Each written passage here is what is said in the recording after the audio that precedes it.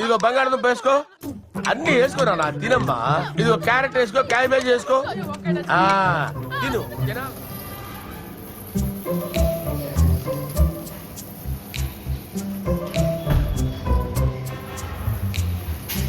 ఒక మంచి కాఫీ తాగినప్పుడు వచ్చే కిక్ ఎలా ఉంటుందో, లైక్ లిటరల్లీ ప్రాపర్లీ బ్లెండ్ అయిన కాఫీ, దాంట్లో 40% చక్కెర కలిసి ఇది ఎంత బాగుంటుందో.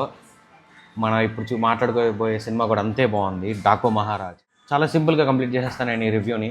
ఈ మూవీకి ముగ్గురు main pillars. First Balakrishna, second Thaman, third Bobby, director Bobby. So ఈ 3 మెయిన్ పిల్లర్స్ ఈ మూవీని నిలబెట్టేశాయి అనమాట. ప్రతి షాట్లోనూ ప్రతి ఫ్రేమ్లోనూ బాలయ్య బాబు గారిని యాక్షన్ ప్యాక్డ్ లుక్లో చూస్తాం. ఒక రాజు ఉండేవాడు.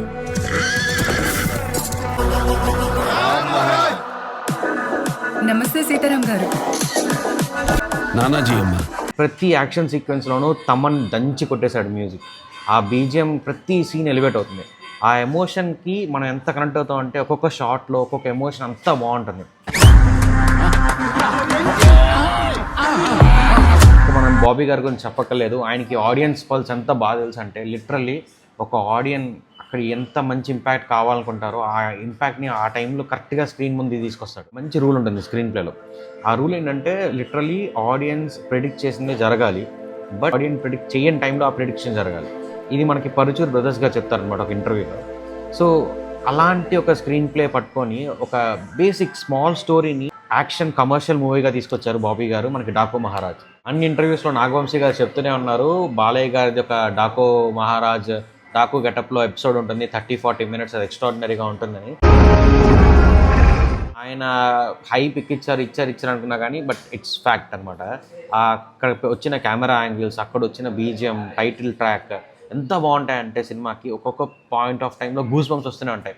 స్టాబుల్ తమన్ అంటాడు, లైక్ బక్కోడికి రజనీకాంత్ ఉన్నట్టు బండోడికి బాలయ్య బాబు ఉన్నాడు రా అని. అసలు అది ఇట్స్ ట్రూ స్టేట్మెంట్ అనమాట. బాలయ్య బాబుకి బాలకృష్ణ పేరు చెప్పగానే తమన్కి ఎక్కడి నుంచి వస్తుందో ఆ ఊపు కొట్టేసుకుంటూనే వెళ్ళిపోయాడు. అసలు సినిమాలో అసలు ఏ రేంజ్లో కొట్టాడంటే స్టార్టింగ్ బాలకృష్ణ ఎంట్రన్స్ నుంచి సినిమా ఎండే వరకు అలా తీసుకెళ్ళిపోతూనే ఉంటాడు. అసలు బీజిఎం వేరే లెవెల్లో కొట్టాడు అనమాట.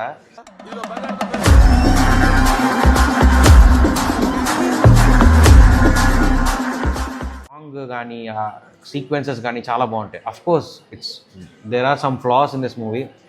ఊర్వశి రౌతగల్లా గారి క్యారెక్టర్ అన్నెసరీ క్యారెక్టర్. అక్కడ సంథింగ్ అంటే ఒక సినిమా చాలా యాక్షన్ ప్యాక్డ్గా రన్ అవుతోంది కాబట్టి కొంతవరకు కామెడీ ట్రాక్ ఉండాలి, ఒక సాంగ్ ఉండాలి, మాస్ స్టఫ్ కోసం పెట్టిన అటాచ్మెంట్స్లా ఉన్నాయి కానీ they are unnecessary flaws. But entertainment అయితే ఉంటుంది వాటి దగ్గర నుంచి కూడా. మాస్ ఆడియన్స్కి అది నచ్చుతుంది. ఎందుకు మల్టీప్లెక్స్లో చూసే వాళ్ళకి కూడా అది కిక్ వస్తాయి.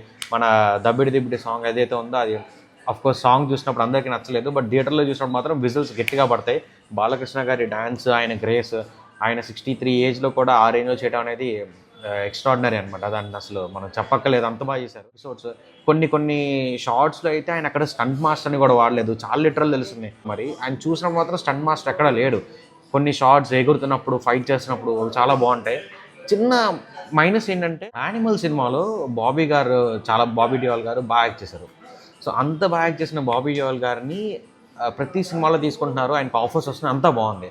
బట్ ఆయన అంత మంచి యాక్టర్ని సేమ్ రిపీటెడ్గా అదే యాక్షన్, అదే సేమ్ రోల్లో, అదే సేమ్ మొహం మీద యాంగర్తోనే సినిమా మొత్తం చూపించాలి అనే థాట్ ఏదైతే ఉందో అది చేంజ్ చేసుకుంటే బెటర్. ఈ మూవీకి వర్కౌట్ అయిపోయింది, నెక్స్ట్ మూవీకి అది బ్యాక్ ఫైర్ అవ్వచ్చు. బికాజ్ రిలీజ్ అయిన కంగువాలో కూడా బాబీ డియోల్ గారి యాక్టింగ్ అలానే ఉంటుంది, దానికి ముందు వచ్చిన యానిమల్లో కూడా బాబీ డియోల్ గారి యాక్టింగ్ అలానే ఉంటుంది, ఈ మూవీ డాకో మహారాజ్లో కూడా బాబీ డియోల్ గారి యాక్టింగ్ అలానే ఉంటుంది.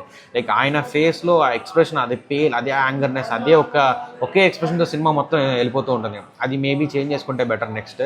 అండ్ ఈ మూవీలో ఫీమేల్ క్యారెక్టర్స్కి చాలా మంచి స్కోప్ పెట్టారు. దట్టు శ్రద్ధా శ్రీనాథ్ గారికి ఆవిడ రోల్ చాలా పవర్ఫుల్ రోల్. అండ్ స్టోరీ కూడా ఆవిడకి చాలా మంచి ఇంటర్లింక్ అయ్యి ఆవిడ నుంచి స్టోరీ ఎలా వచ్చిందనేది చాలా బాగుంటుంది.